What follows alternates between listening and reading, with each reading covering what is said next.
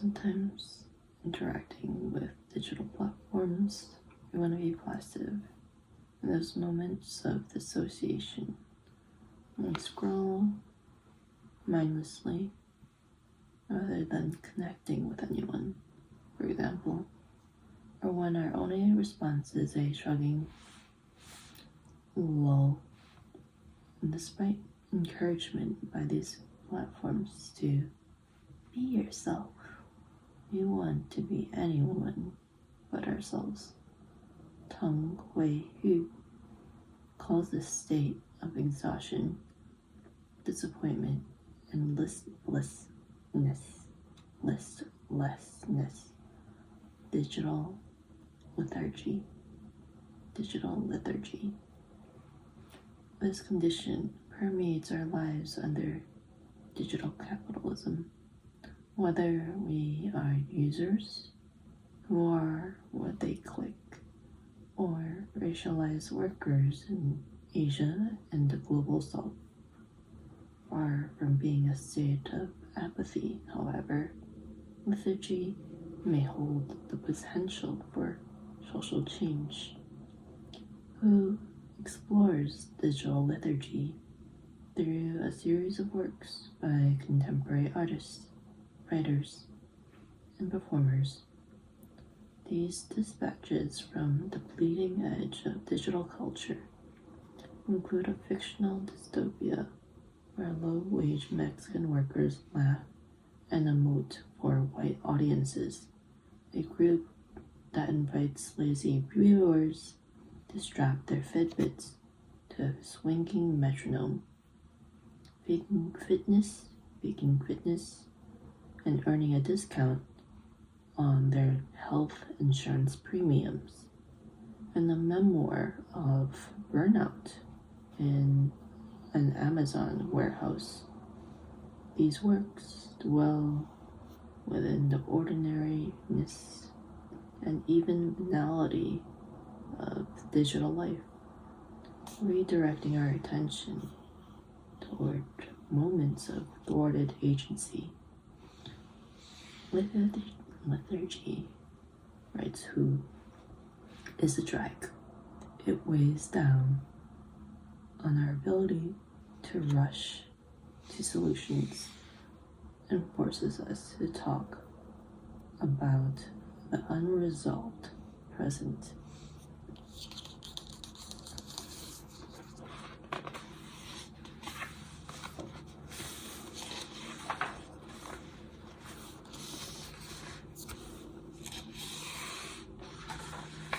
This was published in 2022.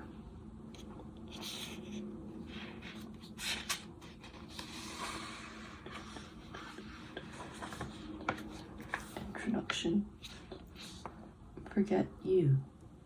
Maybe you've glanced down at your phone and caught yourself scrolling mindlessly through a list of friends, rather than choosing to connect with any of them. Maybe you suddenly feel you've run out of words in a world where you are free, even expected, to express yourself, and all you can come up with is 3 letters. LOL. LOL. Maybe a job lead arrives, but you find it easier to click away the hours at your current gig than think about your future. There's a recalcitrant set of feelings here of being passive or wanting to dissociate and be anyone but yourself, or avoiding decisions that I call digital lethargy, because they go against the sense of agency and liveness that digital platforms produce, and against the permission they tout for users to simply be themselves. These feelings can seem perverse, even self-defeating. An Amazon warehouse worker who gets exploited for low wages during the workday, then goes home, exhausted, to binge shop on Amazon, might be suffering from digital lethargy.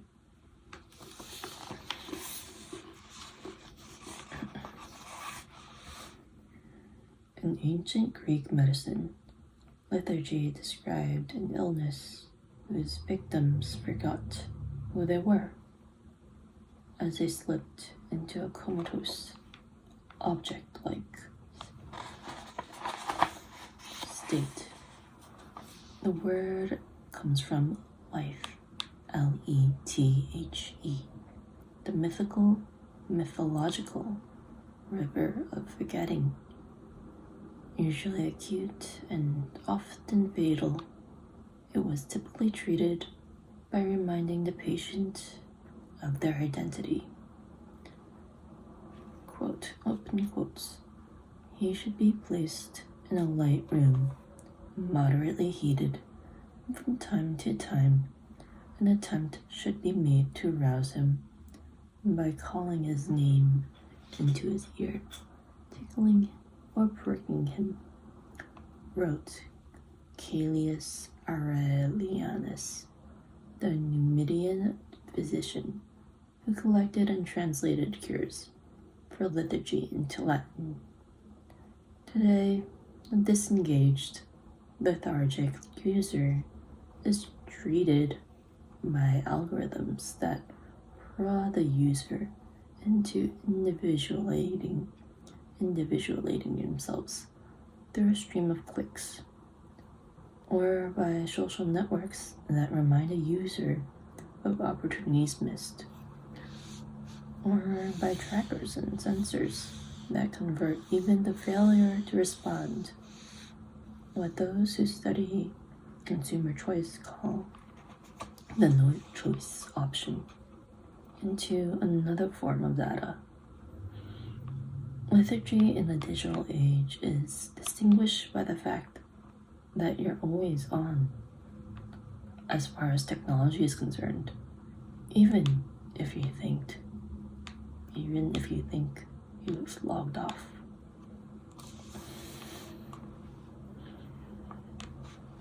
That is because that gathering data about how you are yourself is the main way that digital companies make money off of consumers. For example, Facebook asks, what's on your mind? And sells the resulting data it gleans to advertisers. More broadly, however, digital capitalism works by linking a user's active participation to attention, capital, and consumerism, and turning one's interests into choices that can be mined through big data. This can feel liberating, as there are no longer many standards or norms of behavior that one is compelled to observe on the Western Internet. One can do whatever one wants, as long as one continues to click and choose, that is. Under digital capitalism, being yourself is a dominant set of codes for how we understand ourselves and others. It is a form of empowered individualism, where we equate a user account with personhood, and we equate choice with agency. It is a mandate to continually act and communicate that come to feel like normal life.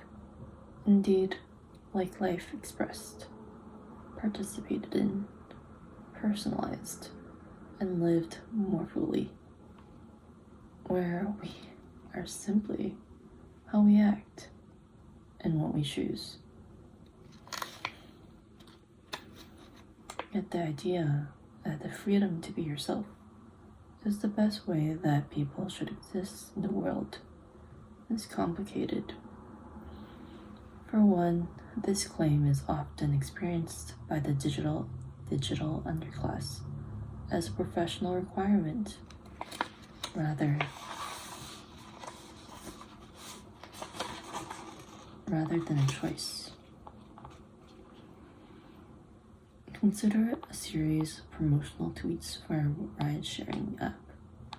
My advice for any driver is to be positive, be happy, and be yourself. My best tip is to be yourself. I treat raiders how I would like to be treated. I think they appreciate it. Job coaches similarly advise white-collar job seekers to develop culturally accepted hobbies, such as biking or photography, in order to fashion a better sense of oneself as a personal brand.